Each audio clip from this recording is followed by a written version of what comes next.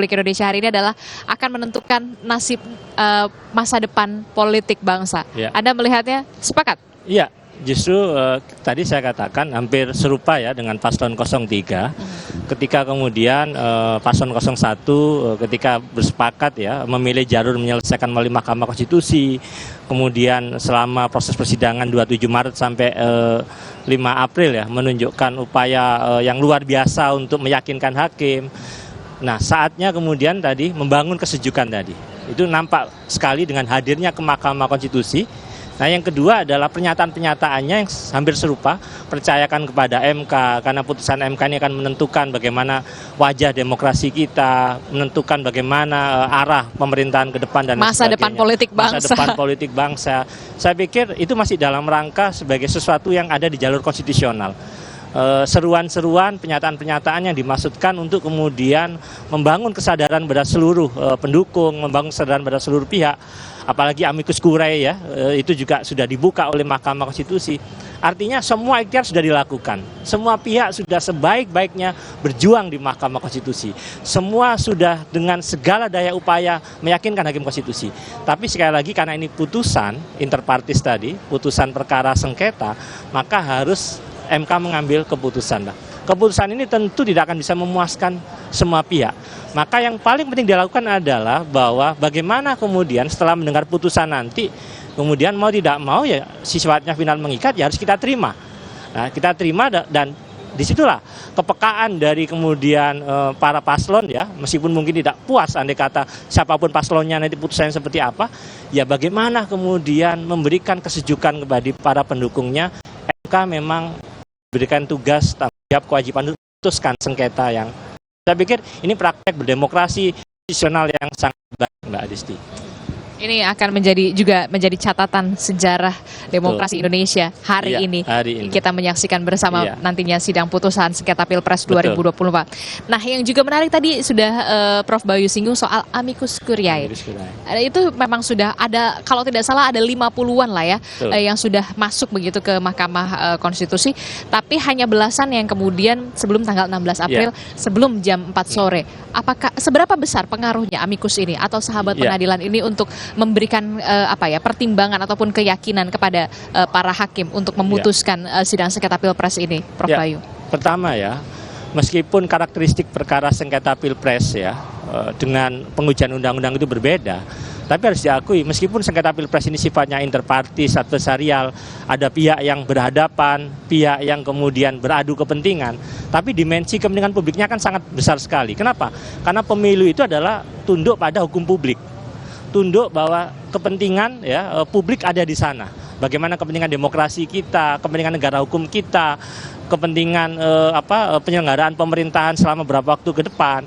Sehingga kemudian tidak hanya para pihak yang berkepentingan, yang berperkara ya, pemohon, termohon, pihak terkait pemberi keterangan, tapi sangat dimungkinkan masyarakat yang menaruh perhatian pada pemilu kita, demokrasi kita, negara hukum kita, untuk kemudian terlibat memberikan pandangan hukumnya, opini hukumnya, yang itu bisa kemudian berharap agar dipertimbangkan oleh majelis hakim. Nah, kenapa demikian? Karena kita kembali lagi bahwa hakim dan hakim konstitusi itu, ya ini perintah dari Undang-Undang Kekuasaan Kehakiman, wajib menggali, memahami, dan mengikuti rasa keadilan di masyarakat. Karena kita bicara keadilan itu kan seringkali kita absurd ya, orang mengatakan keadilan yang mana? Undang-Undang Kekuasaan Kehakiman, hakim dan hakim Mahkamah Konstitusi wajib menggali, memahami, mengikuti rasa keadilan di masyarakat. Maka masyarakat tadi ya, ketika kemudian hakim tidak hanya di ruang persidangan, tapi juga perlu menggali rasa tadi, justru hadirnya amicus curiae ini akan membantu hakim menurut saya. Kenapa? Apalagi yang menjadi amicus curiae ini kan pihak-pihak yang kita punya ketahui ada reputasinya, akademisi, budayawan, tokoh masyarakat, ya, dan tentu kemudian tokoh-tokoh bangsa.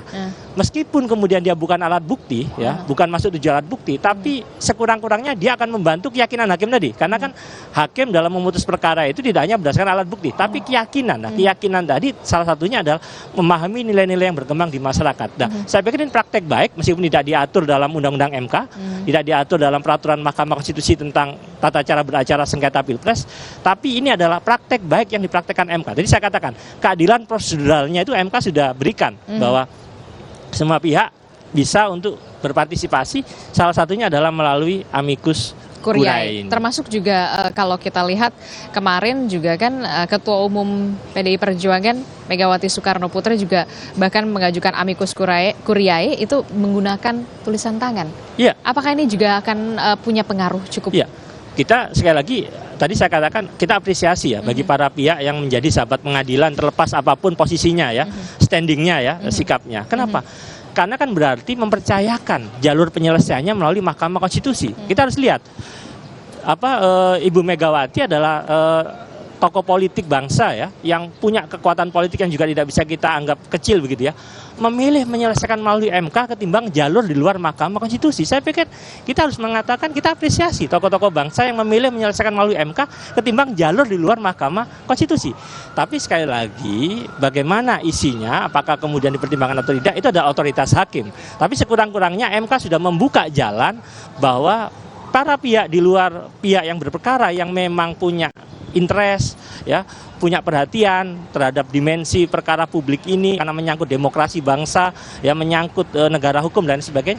Saya pikir ini hal-hal edukasi yang kita dapatkan dari bagaimana praktek persidangan MK di periode kali ini, Mbak Adisti. Jadi banyak sekali pembelajaran yang bisa kita petik, yang bisa kita ambil dari tahapan-tahapan yang memang sudah dilakukan oleh Mahkamah Konstitusi dari tahapan mulai dari permohonan, kemudian tahapan pemeriksaan sampai rapat permusyawaratan hakim. Ada juga pengajuan amicus curiae. Tampaknya sudah komprehensif betul begitu ya. Kita tinggal menunggu bagaimana hakim dari Mahkamah Konstitusi ini membacakan putusannya. Itulah yang kemudian harus terakhir ya. Ikhtiarnya memang sudah dilakukan. Keputusannya tetap ada di putusan hakim. Betul.